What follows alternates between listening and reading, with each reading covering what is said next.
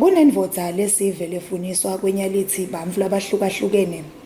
Le ndvodza kuthiwa yafika yatenda dokotela yavula ihlangano thile lekuthiwa isita abamfana labakhubatekile ngetemphilo.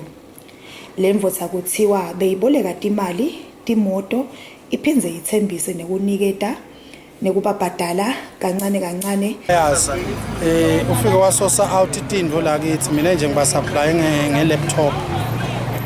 Ligama la lengapane yami his will investment. So sabasupply ngale laptop sekuze kuphela inyanga nathi sifollowisha i-payment. Uyasuka lapho sesicala siphendulana kabi ukucima tincingo uyabaleka nathi sifike officeini la khona sikhathi ngifuna imoto yami. Wena wenda ini kuwe baba? Mina ngamnetha imoto wathi utanginetha insamba tetimali ayirendise emva kwalokho ibhaqisile ifihlile imoto yami angisayithola. Nanithambise nemalini? Bathembise sitanginika 2000 ngelanga.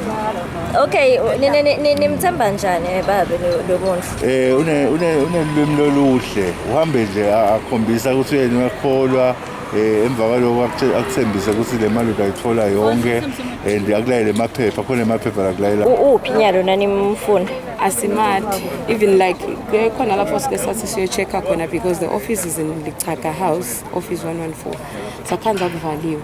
Uyakhona but kusiphendula on WhatsApp.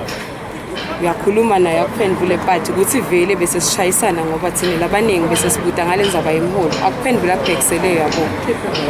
Akukhiphe groupini. Mina nje I'm a victim ngikhishiwe groupini because ngibutile ukuthi we have responsibilities, we need our salary.